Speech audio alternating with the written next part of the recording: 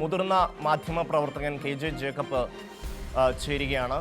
KJ Jacob, നമ്മൾ കാണുകയാണ് തമിഴ്നാട്ടിൽ മുഖ്യമന്ത്രിയായി, ബംഗാളിലായി, അതുപോലെ പോണ്ടിച്ചേരിയിൽ ആയി, അങ്ങനെ ഈ തെരഞ്ഞെടുപ്പ് നടന്ന സംസ്ഥാനങ്ങളിലൊക്കെ മുഖ്യമന്ത്രിമാരായി. പക്ഷേ കേരളത്തിൽ ഇപ്പോഴും തിരച്ചിൽ തുടരുകയാണ്. ശ്രീ KJ ജേക്കബ്, ഇത് കേരളത്തിലിപ്പം ഒരാഴ്ച മുമ്പ് ഒരു കോൺഗ്രസ് മുഖ്യമന്ത്രി വന്നിട്ട് പ്രത്യേകിച്ച് മരമറിക്കാനൊന്നും പോകുന്നില്ല. പക്ഷെ ഇതിൻ്റെ അകത്തുള്ള ഒരു വലിയ പ്രശ്നം എന്നുള്ളത്, നമ്മൾ തെരഞ്ഞെടുപ്പ് കഴിഞ്ഞ് പിറ്റേ ദിവസം തുടങ്ങിയതാണ് കേരളത്തിലെ എല്ലാത്തരം വർഗീയ ശക്തികളും ഇതിൽ വർത്തമാനം പറയാൻ തുടങ്ങിയത്. കെ സുരേന്ദ്രന്റെ പോസ്റ്റ് രണ്ടാമത്തെ ദിവസം വന്നു.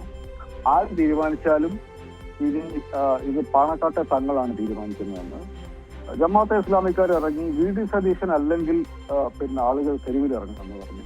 എന്ന് വെച്ചാൽ കോൺഗ്രസ് ഇപ്പൊ ചെയ്തുകൊണ്ടിരിക്കുന്നത്, കോൺഗ്രസിന്റെ തീരുമാനത്തെക്കുറിച്ച് അഭിപ്രായം പറയാൻ, അത് തെരുവിലിട്ട് വലിച്ചിഴയ്ക്കാൻ കേരളത്തിലെ മുഴുവൻ വർഗീയ ശക്തികൾക്കും സ്പേസ് ഉണ്ടാക്കി കൊടുക്കുന്ന പരിപാടിയാണ് ഇപ്പൊ കോൺഗ്രസ് ചെയ്തുകൊണ്ടിരിക്കുന്നത്.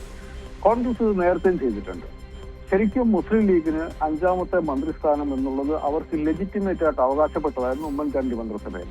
അതുമായി ബന്ധപ്പെട്ട് നേതാക്കന്മാർക്കിടയിൽ ഒരു ധാരണയുണ്ടായിരുന്നു. പക്ഷെ ആ തീരുമാനം പറയുന്നത് വൈകിപ്പിച്ച് മുസ്ലിം ലീഗും ആ ട്രാപ്പിൽ ചെന്ന് ചാടി. മുസ്ലിം ലീഗിന്റെ സംസ്ഥാന പ്രസിഡന്റ് ആ തീരുമാനം പ്രഖ്യാപിച്ചു.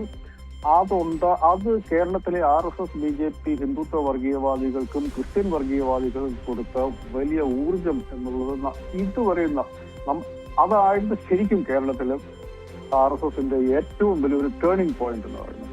അതുപോലത്തെ ഒരു അവസരമാണ് ഇപ്പൊ കോൺഗ്രസ് വീണ്ടും ഉണ്ടാക്കി കൊടുക്കുന്നത്.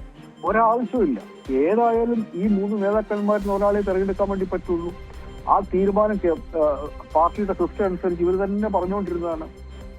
MLA-മാരുടെ അഭിപ്രായം എടുക്കും, പിന്നെ ഹൈക്കമാൻഡ് അതിനെക്കുറിച്ച് തീരുമാനമെടുക്കും, ഇതാണ് ഞങ്ങളുടെ പ്രോസസ് എന്ന് ഇവർ എത്രയോ കാലം പറഞ്ഞതാണ്. ഈ തെരഞ്ഞെടുപ്പ് ഫലം തിങ്കളാഴ്ച ഉച്ചയോടുകൂടി നമുക്ക് മിക്കവാറും ഫലങ്ങൾ അറിഞ്ഞു, മുഴുവൻ ട്രെൻഡ് അറിഞ്ഞു. കോൺഗ്രസ് വലിയ ഭൂരിപക്ഷം ഉണ്ടെന്നുള്ള കാര്യം തിങ്കളാഴ്ച ഉച്ചയോടുകൂടി അറിഞ്ഞു.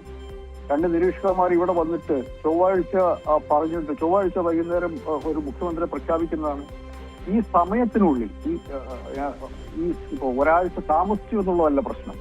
നാട്ടിലെ സകല വർഗീയവാദികൾക്കും കോൺഗ്രസിന്റെ കാര്യത്തിൽ ഇടപെടാനും അതുവഴി പൊതുസമൂഹത്തെ തെറ്റിദ്ധരിപ്പിക്കാനുമുള്ള അവസരമാണ് കോൺഗ്രസ് ഉണ്ടാക്കുന്നത്. അതാണ് എന്നെ സംബന്ധിച്ച് ഏറ്റവും വലിയ പ്രശ്നം. ഒരാഴ്ച വന്നതുകൊണ്ട് തലപോകുന്ന കേസൊന്നുമില്ല. അതല്ല, നമ്മുടെ നാട് വളരെയധികം വിഭജിക്കപ്പെടാനുള്ള ഒരു കാരണം കോൺഗ്രസ് ഉണ്ടാക്കി കൊടുക്കുകയാണ്. കോൺഗ്രസ് അത് ഈ നാട്ടുകാരോട് ചെയ്യുന്ന വലിയ കൊടും ക്രൂരതയാണ്. അവർക്ക് ഇത്രയും വലിയ സമ്മതി കൊടുത്ത നാട്ടുകാരോട് കോൺഗ്രസ് ചെയ്യാൻ പാടില്ലാത്ത കാര്യമാണ് കോൺഗ്രസ് ചെയ്യുന്നത്. മിനിമം ഉത്തരവാദിത്വം കോൺഗ്രസ് നാട്ടുകാരോട് കാണിക്കണം.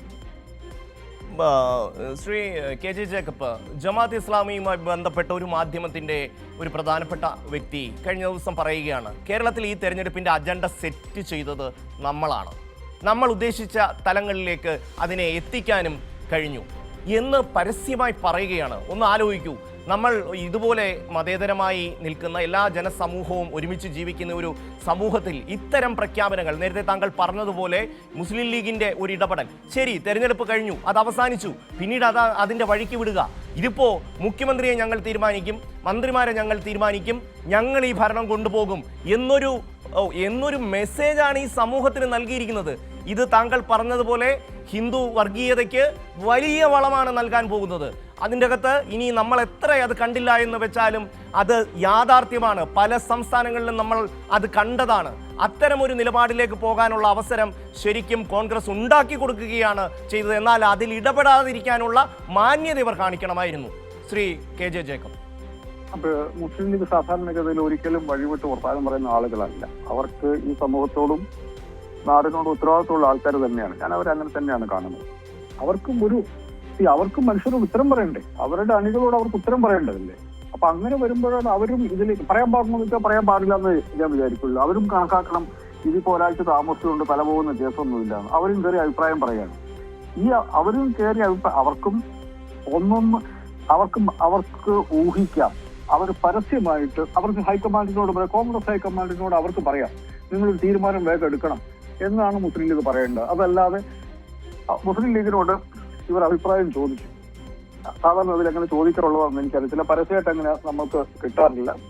ഘടകകക്ഷികളുടെ അഭിപ്രായം ചോദിച്ചു, ഘടകകക്ഷികളുടെ അഭിപ്രായം പറഞ്ഞു. ഈ ഘടകകക്ഷികൾ ആ പറഞ്ഞ അഭിപ്രായം പുറത്തു പറയാതിരിക്കാനുള്ള മാന്യത മുസ്ലിം ലീഗും കാണിക്കണം. അതും കഴിഞ്ഞ് മുസ്ലിം ലീഗ് ഒരാളുടെ പേര് എന്ന് പറഞ്ഞിട്ട് പുറത്തു പറയുകയാണ്. എന്ന് വെച്ചാൽ ഒരു ചോയ്സ് വന്നു കഴിയുമ്പം ആ ചോയ്സ് ഘടകകക്ഷികളുടെയാണ് അല്ല ഏതെങ്കിലും സമുദായത്തിന്റെയാണ് എന്ന് പറയാൻ, അങ്ങനെ ഒരു പ്രചരണം ഉണ്ടാക്കാൻ നാട്ടിലെ വർഗീയ ശക്തികൾക്ക് പിന്നെ വലിയ അവസരം ഉണ്ടാക്കി കൊടുക്കാണ് കോൺഗ്രസ് ചെയ്യുന്നത്. എന്നിട്ട് കോൺഗ്രസ് ഇതിന്റെ വല്ല ഉത്തരവാദിത്വം ഉണ്ടോ? കമ്മ്യൂണിസ്റ്റ് പിന്നെ BJP D എന്നൊരൊറ്റ വർത്തമാനം കഴിഞ്ഞാൽ കോൺഗ്രസ്സുകാരുടെ ഉത്തരവാദിത്വം കഴിഞ്ഞു. പിന്നെ അത് ഈ സമൂഹത്തിൽ അത് ഉണ്ടാക്കാൻ മുറിവുകൾ മുഴുവൻ താങ്ങേണ്ടത് ഇന്നത്തെ സാധാരണക്കാരായ മനുഷ്യരാണ്. അത് ഇവർക്ക് മനസ്സിലാവുന്നില്ല. അതാണ് അതിനകത്ത് ഏറ്റവും സീരിയസ് ആയിട്ടുള്ള പ്രശ്നമായിട്ട് ഞാൻ കാണുന്നത്. നന്ദി ശ്രീ KJ ജേക്കബ് പ്രതികരിച്ചു.